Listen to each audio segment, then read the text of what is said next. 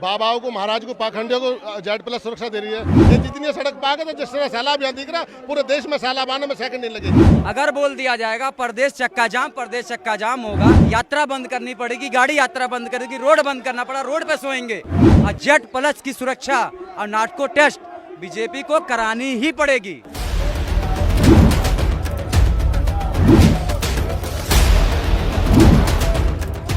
नमस्कार, आप देख रहे हैं न्यूज़ 1 इंडिया।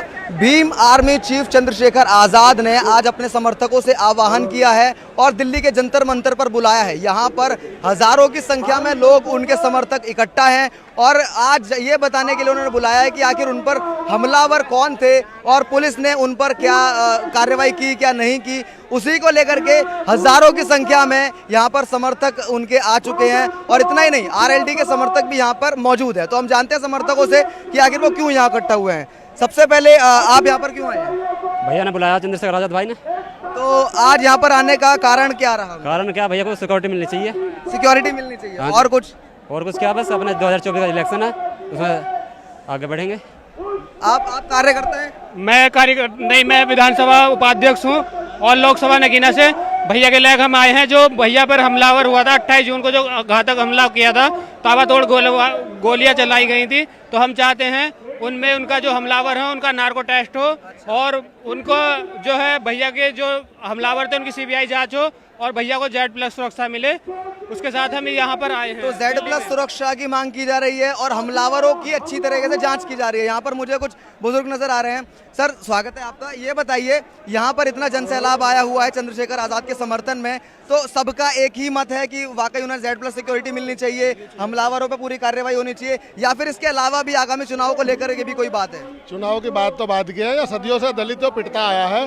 बाबाओं को, महाराज को, पाखंडियों को जेड+ सुरक्षा दे रही है और इतने बड़े जो दलितों के लड़ाई को सड़क पर लड़ते हो, मजदूरों की, कमेरों की लड़ाई को लड़ने वाला, उस पर हमला हो जाता है, सुरक्षा नहीं दे रही। ये सरकार का निकम्मापन नहीं तो और क्या है ये? इसलिए सब यहाँ इकट्ठे हुए हैं। चंद्रशेखर के साथ है तमाम लोग। अगर चंद्रशेखर की तरफ किसी ने आग उठा, सरकार को बता देना, कानून को मानने वाले लोग हैं। ये जितनी सड़क पाक है तो जिस तरह सैलाब यहाँ दिख रहा, पूरे देश में सैलाब आने में सेकंड नहीं लगेगी। सरकार को समझ लेना चाहिए इस बात को। जिन लोगों ने हमला किया था उनको गिरफ्तार किया गया यूपीएससीएफ के द्वारा, यूपी पुलिस के द्वारा, तो क्या उससे सहमत नहीं है? नहीं, वो पुलिस की प्रक्रिया है, वो कोई बात नहीं है। वो हम ये कहते हैं कि अगर पकड़े गए हैं तो उनका नार्को टेस्ट, उनके पीछे किसका हाथ है? वे छोटे छोटे बालक जो अपराध करने के शिकल से भी नहीं दिखते हैं, उन्होंने गोली किसके कहने पे चलाई है? उन्हें क्या लाभ है? किसी अपराध के पीछे कोई मोटिव होता है तो उस मोटिव को पुलिस ने अभी तक नहीं बताया। तो इसीलिए उनका नार्को टेस्ट हो और जो सीबीआई है उसकी जांच होनी चाहिए और भाई चंद्रशेखर को जो उनकी सुरक्षा की जिम्मेदारी सरकार को करनी चाहिए। ये सरकार का दायित्व बनता है। तो कहते हैं सीबीआई जांच हो भी जाएगी, तो फिर लोग तो ये भी कहते हैं विपक्ष वाले कि एजेंसियों को बीजेपी ने अपने कवर में कर रखा है, एजेंसियों से अपना काम कराते हैं। तो क्या सीबीआई जांच में भी फिर यही सामने आता है तो संतुष्ट हो जाएंगे आप लोग? ना, सीबीआई से तो संतुष्टि मिलेगी जरूर, ऐसी बात थोड़ी नहीं है। अब बताओ, ये काम जो बताओ, भैया के ऊपर इस तरीके से हमला करा इन्होंने, अब ऐसे करते रहेंगे तो ऐसे तो बहुजन समाज बिल्कुल ऐसे दबता चला जाएगा। और जब दबता चला जाएगा तो फिर आगे चल क्या होएगा? तो इसीलिए हम एक साथ इकट्ठे हुए हैं कि आज हम एक साथ इकट्ठे होएंगे।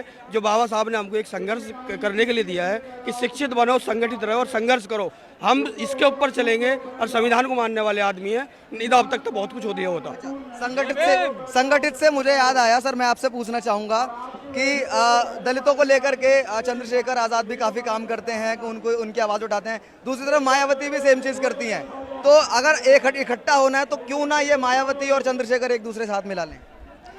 देखो, बहुत अच्छा आपने सवाल किया है और मैं आपके न्यूज़ चैनल के माध्यम से बता देना चाहता हूँ कि भाई चंद्रशेखर ने कभी भी कहीं भी कोई कसर नहीं छोड़ी बहन जी से पक्ष में आने के लिए। वो आज भी उनका सम्मान करते हैं, हम भी सम्मान करते हैं, क्योंकि ये जो समाज है ये सारा बीएसपी वाला ही समाज है।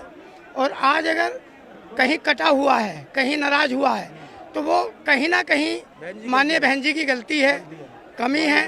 और अगर वो चाहें तो जैसा राष्ट्रीय अध्यक्ष चंद्रशेखर आज़ाद जी कहते हैं कि वो मेरी बुआ हैं और बहुत सम्मान करते हैं, वो आज भी सम्मान करते हैं। वो कहते हैं कि कुछ भी हो, अगर हम मंच की बात करें तो ये हमारा एक परिवार है, बहन जी हमसे अलग नहीं है, वो हमारी बुआ जी हैं और एक ही परिवार के हम बच्चे हैं। लेकिन वहीं बहन जी के कटाक्ष होते हैं कि मेरा कोई भतीजा नहीं है।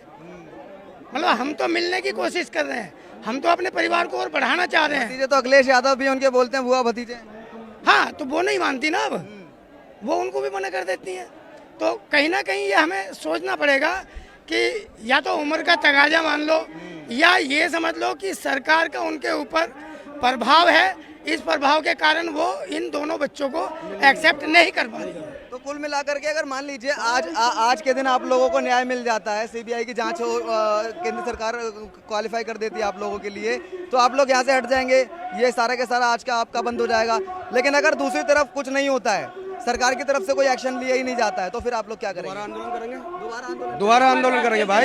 आंदोलन होगा और जगह जगह पूरा भारत बंद कर दिया जाएगा। अगर आज पूरा जो हाई कमान का आदेश आ जाएगा, भीम आर्मी हाई कमान का आदेश आ जाएगा, हम उसी पे अटल रहेंगे। अगर बोल दिया जाएगा प्रदेश चक्का जाम होगा, यात्रा बंद करनी पड़ेगी, गाड़ी यात्रा बंद करेगी, रोड बंद करना पड़ा, रोड पे सोएंगे, लेकिन जाम तो जाम हो जाएगा। हाई कमान जो हमारा कहेगा हम उसी पे अटल रहेंगे। हमारे चंद्रशेखर आजाद भैया जो कहेंगे उसी पे हम अटल रहेंगे।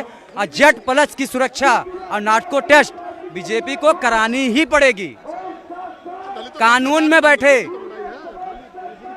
सीबीआई में बैठे लोग भी कानून पढ़ के ही आए हैं, बाबा साहब का अम्बेडकर के ही, लेकिन जो कार्य को करता है उस कार्य को आदमी अपना धर्म समझ के कार्य करता है। सीबीआई अपना काम कर रही तो अपना धर्म समझ के ही काम कर रही है, वो अपने धर्म के साथ गद्दारी नहीं करेगी। सीबीआई जांच करेगी, निष्पक्ष और सही तरीके से करेगी। आज भी इंसानियत जिंदा है, आज भी लोगों का ज़मीर जिंदा है। समझ गया आपकी बात। तो यहाँ पर बहुत आक्रोशित है समर्थक, और सभी की यही मांग है कि नारकोटिक्स की जांच की जाए, सीबीआई जांच की जाए, किसने हमला किया, क्या कारण थे, और बराबर जो है सिक्योरिटी भी चंद्रशेखर आजाद रावण को प्रोवाइड की जाए। हम और लोगों से भी बात करेंगे, बने रहिए हमारे साथ।